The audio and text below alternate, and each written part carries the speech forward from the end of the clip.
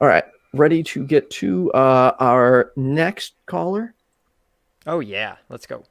James, I understand you may have evidence for God. Is that correct? Evidence for God. Yeah. Huh. That's why you sent me a message. You want me to prove God on the call? Um, Or I can angels, say safely that, anything that's supernatural, probably really. not going to happen. I would say that my evidence for God that I use typically is the Bible, personal revelation, and like the Kalam argument from contingency. There's a lot of things that have convinced me that God exists, but I guess a side question would be, what would be compelling evidence for you? I would say it's hard to say for one, but I would like to think him communicating with me and multiple people simultaneously, so I could rule out that it's in my own head. Hmm. Um, That's a good him one. him showing up in front of me, or as I just said, like multiple people, Mhm. something or a way where if I prayed to said God, I could get answers, but I could get continued and reliable answers. And one of my friends recently compared like psychics and talking to God to like a radio. If that radio was consistently on at all times, that I would consider more reliable, but not this like spotty AM, you get the occasional word here and there. Hmm. That's Well, another. if you That's another think of great example. the analogy, if you think about it like this, the channel for God is consistently on. But when I talk to a lot of people, they're either not aware the channel exists or they're not interested in going to even see if that channel exists. So it's like, it's fine to lack a belief in God's existence, and I'll use whatever definition of atheist that particular person wants to use that's talking to me.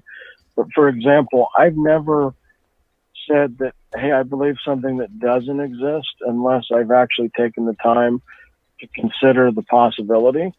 I'll give you an example, just a real kind of life application. If I tell you there's a building and that building has a big purple sign that says buy one, get one free on donuts.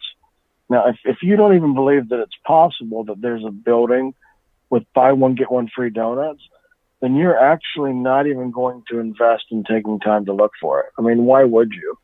Well, I Right, think, but we can see the building. well, okay, yeah. Not You only could that, take a photo and show Why me. would you Like even that's look? not.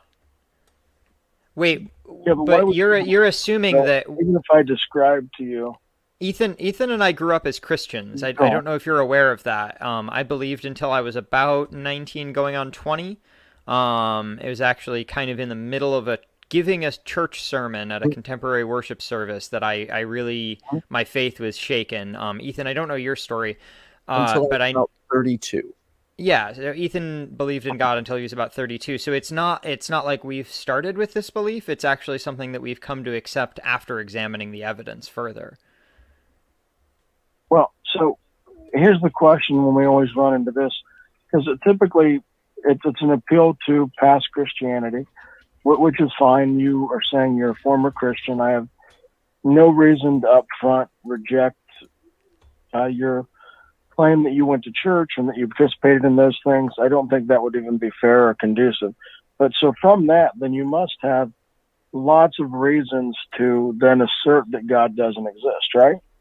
Well, Well, I I'm didn't assert that God doesn't exist. I just that God that is claimed in Christianity. I don't think that the evidence is solid enough to be worthy of believing in. But you would have a standard for that, because if you were a Christian and you started seeing all these holes and you were at a sermon and your faith became shattered, No, I you was would know giving I what was that giving a was. sermon. I was the one Right? delivering it, Mm-hmm. and I You would know realized what within that sermon you were giving. as a public speaker, I realize I don't believe fully what I'm saying right now, and I need to examine it further before I continue to say it. Yes, and that's fair. But so doubt is not necessarily examining the evidence and finding out contrary evidence that now disproves what you previously believed. So, for example, Well, I you didn't can find doubt any your contrary question like evidence. you believe What that. I what I looked at was I looked at the Bible and I found that there is nothing to corroborate the supernatural events that the Bible claims. The only thing that we can corroborate in the Bible is that Egypt is a place, or Palestine is a place, or Mount Sinai is a place. Like, yeah, those are all places. And I'm sure that there was an itinerant preacher named Yeshua who lived in and around Bethlehem and Nazareth. I don't question any of that. But whether or not he's the son of God, I think that would need more than one book documenting it to be worthy of belief. So I hear what you're saying, but that's not really, that's just saying, hey, I had this deeply held worldview, and now I'm questioning everything about that worldview. But that's I'm not questioning really like it. foundation. I'm not questioning it intentionally. I was just curious about certain things about the Bible, and the more I dug, the less I found. So why? So I think maybe you're mishearing me, and I apologize. I don't want it to get like a hostile conversation. No, I'm sorry. I come off that way. I just have claws. I'm a big cuddly kitty. I promise. I'm just trying to have a conversation. So please go ahead. So just normally, like when I talk to atheists, and I'm like, I want to be as charitable as possible, and so I don't want to like just start reading the Bible verse where it says you've hidden this in unrighteousness, and God's turning you over to a reprobate mind, because that conversation is not going to get anywhere, and you're going to hang up the phone. Fair enough. There's got to be like a conducive way that I'm not going to hang up. I'm not going to hang up necessarily. I'm just going to ask you who wrote that and why I should believe them.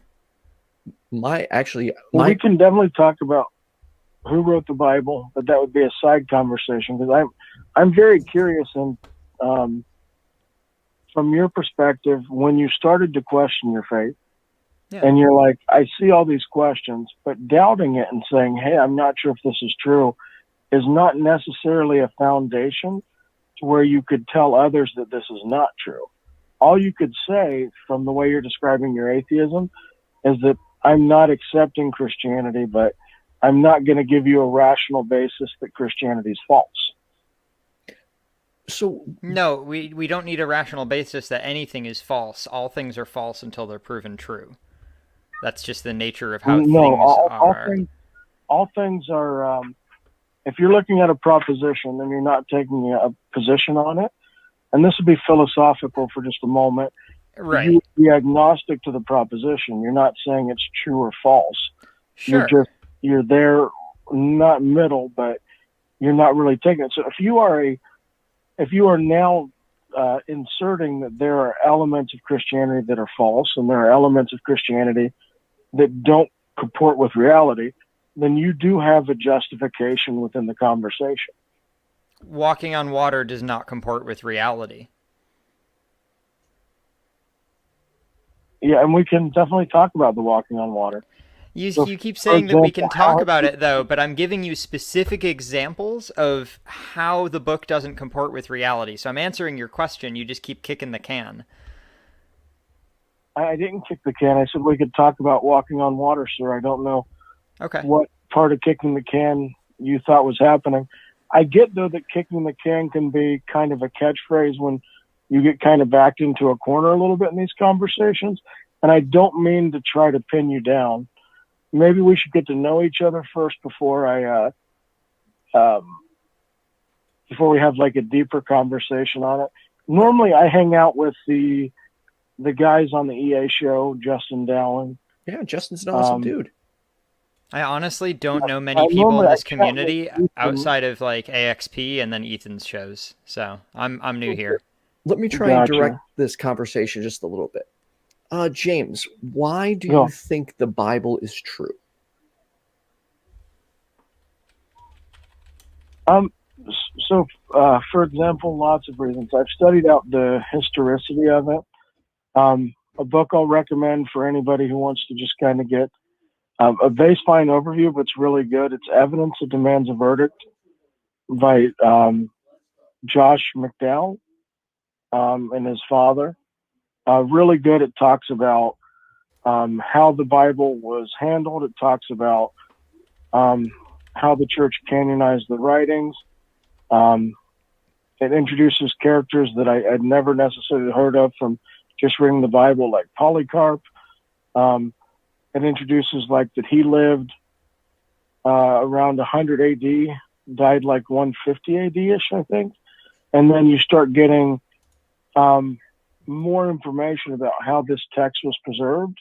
Hey, And then James. from that, I can develop a historicity on it. And then the other thing is, I've had semi-supernatural experiences, but now those would necessarily be personal revelations, so they can't be articulated as evidence to pass on to you guys, though, unfortunately.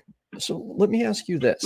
It sounds like you said, and I don't want to misrepresent you, but it sounds like you essentially said that the Bible is true because another book talks about it being true. No, I was just trying in a very, very short period of time, because I didn't have much time, to convey that I've dug into the history of the Bible, and I've looked into a lot of things, and I can cite a lot of sources that have given me great confidence in the Bible.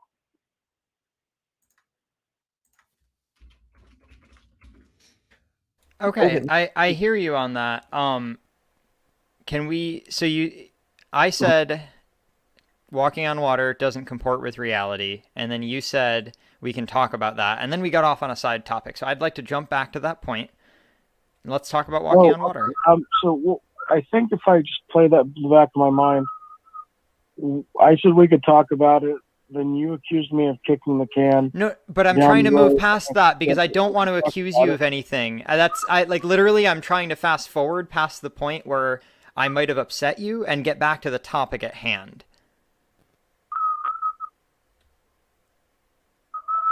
Alrighty. So let's talk about it. What happened when Jesus walked on water? And is it being in one book, is that a good reason to believe that it happened?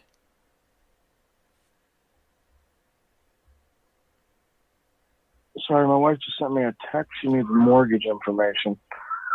All right, we can let you go. Yeah, I mean, if you want to talk later, that's fine, man. You can always call back. We're here. Maybe next time our conversation will go a little bit better. All right. I think our conversation went well, but if I was, I'm sorry. I was going to say, if I'm off-putting at all, it's not intentional. I'm just a little short sometimes, and that's just how I am. But yeah. Martin just likes to stick to the facts and get to the point as quickly as possible. But he definitely was not trying to be rude by any capacity. I can appreciate sticking to the facts, but I think next time will be better. But anyway, have a good show, guys. All right. Thanks, James. Thanks, man. Thanks for calling.